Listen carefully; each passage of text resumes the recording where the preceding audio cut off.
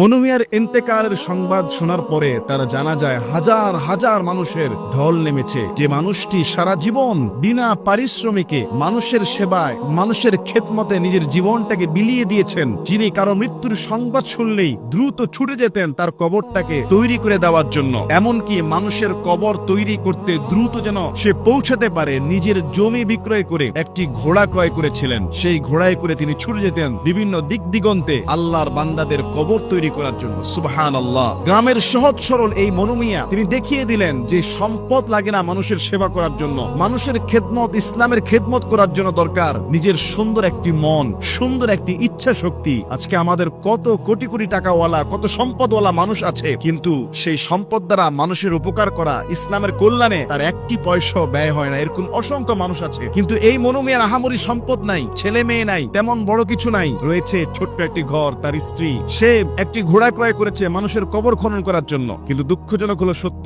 যে কিছুদিন আগে তিনি যখন অসুস্থ হয়ে ঢাকার কোন একটা হসপিটালে ভর্তি ছিলেন, গ্রামের কোন এক প্রতিবেশী নির্মম ভাবে একটা ঠুনকো অজুহাতে তার ঘোড়াটিকে মেরে ফেলে কোন এক জমিতে ফেলে রেখেছিলেন। আমরা এই সম্পর্কে তখনও আমি কথা বলেছিলাম, দেশ বিদেশ থেকে তাকে একটা দামি ঘোড়া ক্রয় করে দেওয়ার জন্য অনেক মানুষ প্রস্তাব করেছে, কিন্তু তিনি কারো ঘোড়া নেন নাই। সর্বশেষ মানুষটি যখন ইন্তেকাল করলো, তার এই নেকা আমলের বদৌলতে হয়তো অসংখ্য মানুষ তার জানাজায় এসেছে, তার জন্য দোয়া করেছে। রাসূল করিম সাল্লাল্লাহু আলাইহি ওয়াসাল্লাম তিনি হাদিসের মধ্যে বলেছেন, যে ব্যক্তি কোনো মানুষকে, কোনো মৃত ব্যক্তিকে, কোনো মাইয়িতকে গোসল করায় এবং গোসল করানোর পরে তার কোনো দোষ ত্রুটি দেখার পরে এগুলি গোপন রাখে, আল্লাহ সুবহানাহু ওয়া তাআলা ওই গোসল দাতাকে 40 বার পর্যন্ত ক্ষমা করে দেয়। সুবহানাল্লাহ। আর যে ব্যক্তি কোনো মানুষকে দাফন করে দেয়, কবর খনন করে, কোনো মানুষের জন্য কবর খনন করে সেখানে ঢেকে দেয়, আল্লাহ সুবহানাহু ওয়া তাআলা কিয়ামত পর্যন্ত তাকে ক্ষমা করতে থাকেন এবং তার জন্য জান্নাতের ঘর সমপরিমাণ সওয়াব বর্ধিত করে দেন।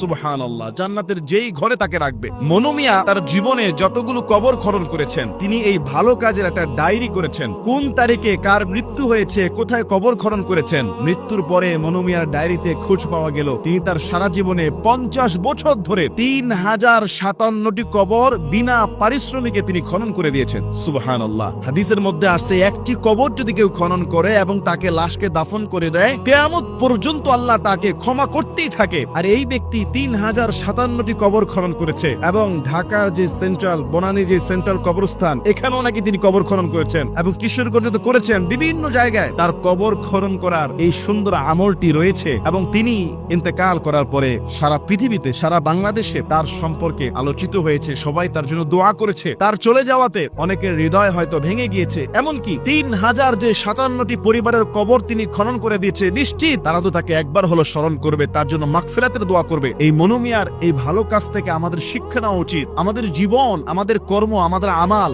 এমন ভাবে সাজানো উচিত যাতে মৃত্যুর পরেও সেই লোকটি সমাজের মধ্যে অমর থাকে। এমন জীবন যেন আমরা গঠন না করি যে মৃত্যুর পরে মানুষ বলে আলহামদুলিল্লাহ, বড় একটা ডাকাত বিদায় হলো, বড় একটা চোর বিদায় হলো, বড় একটা জুলুমবাজ থেকে সমাজ রক্ষা পেল। এমনও মৃত্যু আমরা দেখি যে তার মৃত্যুর পরে মানুষ খুশি হয়। আমরা এমন জীবন গঠন করব যে মানুষের সেবা, মানুষের খেদমতের জন্য অনেক কিছুর দরকার নাই, দরকার সামর্থ্য আর সুন্দর মন আর ইচ্ছা। আল্লাহ তাআলা আমাদের সবাইকে কল্যাণ কাজে ধাবিত হওয়ার তৌফিক দান করুন। মনু মিয়াকে ক্ষমা করে দিয়ে আল্লাহ জান্নাতের মেহমান হিসেবে কবুল করুন। আমিন।